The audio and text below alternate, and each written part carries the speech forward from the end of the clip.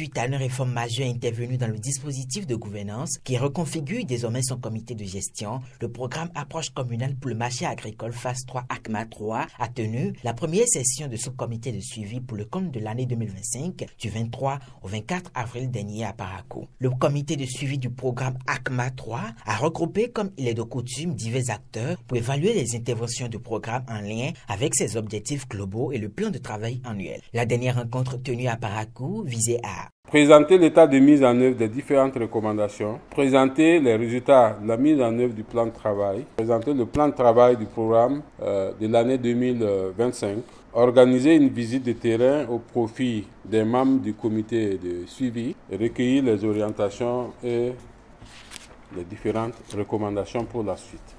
Le comité de suivi du programme ACMA 3 intervient à un moment charnière. Quand on compte bien, ça fait à peu près la moitié de la durée de mise en œuvre du projet.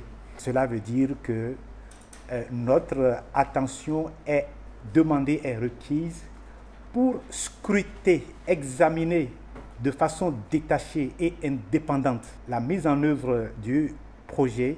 Le déroulement du plan de travail et du budget annuel 2025 en cette troisième année du programme se fait dans un contexte marqué par des évolutions dans le paysage institutionnel touchant les champs d'action du programme et des réformes gouvernementales prises avec des objectifs nobles, mais qui, comme on pourra le voir, peuvent dans certains cas revêtir une nature à remettre en cause certains des acquis du programme ou à tout le moins amener l'équipe de mise en œuvre à adapter ses stratégies ou ses mécanismes de facilitation.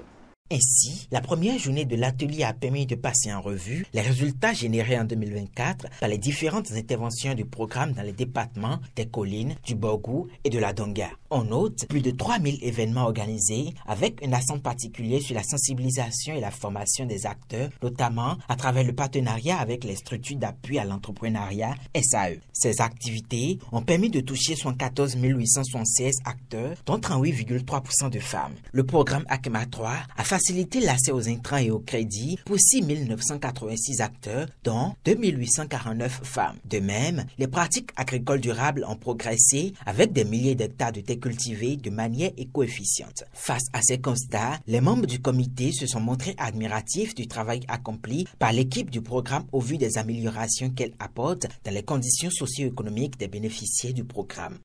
Je pense que chacun de nous a participé à la session. On a vu le travail que ACMA est en train de faire.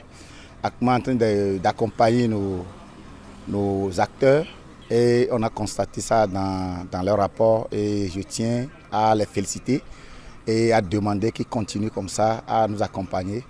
Au cours de la deuxième journée, le comité de suivi a effectué une visite de terrain afin de permettre à ses membres de constater de visu les résultats des interventions de programme. De Sinandé à Bembereke, la mobilisation des acteurs et leur engagement à écouler leur récolte à travers des circuits formels témoignent de l'efficacité des actions du programme en matière de facilitation de l'accès au marché rémunérateur. Néanmoins, des milliers de tonnes de maïs réservées dans le cadre de la constitution des stocks pour le programme des cantines scolaires sont restées invendues alors que la nouvelle campagne agricole est déjà en cours et de nouvelles récoltes arrivent sur le marché. Face à la situation, l'inquiétude grandit chez les producteurs. La visite de terrain des membres du comité de suivi souvent a comme objectif de toucher du doigt les difficultés qui se posent en matière de commercialisation des produits. Et cette sortie, puisque vous étiez avec nous, vous avez vu qu'il y a un problème de mévente de maïs à Sinandé et pourtant il y a un mécanisme transitoire où tous les acteurs ont travaillé autour, mais il semble que ce mécanisme a un petit souci. L'ANAN a passé le marché comme cela se doit, mais jusqu'à la date d'aujourd'hui n'a pas notifié officiellement aux producteurs s'ils ont gagné ou non.